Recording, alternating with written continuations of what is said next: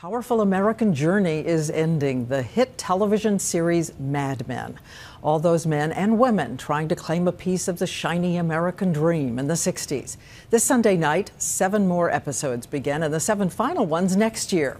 So we gathered the stars in one room with creator Matthew Weiner. These people who held us in suspense for nearly a decade are teaching us about American lives. Here's how it began 10 years ago with this face, Don Draper, self-invented, glamorous, like America in the 60s. And behind closed doors, cracked by secrets of a punishing Depression-era childhood.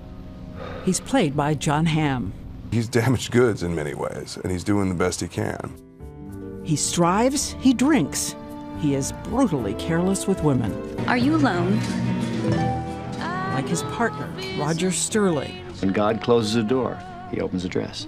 And every character in the cracked prism of the ad agency in the 60s sprang from the imagination of its creator, Matthew Weiner. I don't judge. That's been the secret of the whole show. I judge people in real life all the time. But I don't judge these characters. They're all trying really, really hard to be good people.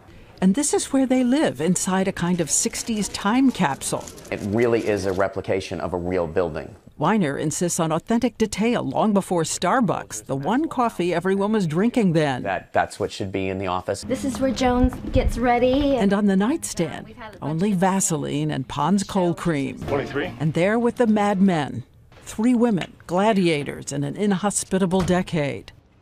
Christina Hendricks, who plays Joan, Okay, girls, playtime's over. was planned for just 1 episode, but no one could let her go. Joan would be a CEO in today's America, but then had to make a horrible choice, sleep with a client to give herself a chance at a future. She gets hurt and she goes home and deals with it. Our audience probably mentions Joan's strength most of the time, but I really enjoy playing her vulnerability. And January Jones, who plays Don's first wife, Betty, doing battle with the narrowness of her life. She's hopeful and not just a terrible mom. What the hell happened to you? Calm down. She's trying to be happy. And Elizabeth Moss, Peggy, who rises from the secretarial pool to an executive, Why is this so hard? watching men take credit for her work. I think she's lonely and doesn't want to be alone for the rest of her life, like all of us. Just handle it. Women navigating a world that still belongs to the Don Drapers. Joan, don't worry. I will win this. Just once, I would like to hear you use the word we. Making a viewer want to reach out to free them. Out of the time capsule. Well, you get poor Betty, poor Joan, poor Peggy, and I'm like, wait a minute. Yeah. They're all rich, super successful, like doing what they want to do. All 3 of these Beg women. your pardon. They're doing all right. Do you see how you treat them? Yeah. Let's talk about this. Let's We don't even remember I see had that a hard anymore. childhood. Answer, Diane. Weiner says people come up to him because the characters are personal. They come up and they're like, I'm Peggy. I'm Joan, that was me. Doesn't anyone ever say, I'm Pete? I do. Really?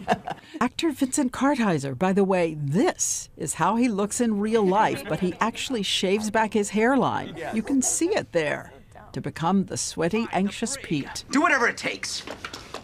And he just steps up and says, I'll be the face of this kind of ugly truth. And now, 10 years after it began, Weiner is writing the final episode. So we asked the actors who took us on this journey for a decade to give us a last word of their own. Just one word? Thank you. That's 2. Oh, thanks. It's a little informal. We're not very good when we're not written for.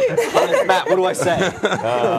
Right. I don't know. I think that you will feel that it's ending. So your word is ending. One word, come on.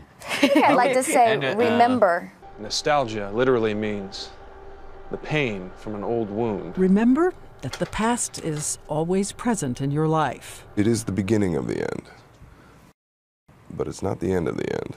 It takes us to a place Like a Polaroid out of the 60s. where we ache to go again. Fading, but still indelible. And we'll have a lot more of the Mad Men interview tonight on Nightline and tomorrow on GMA.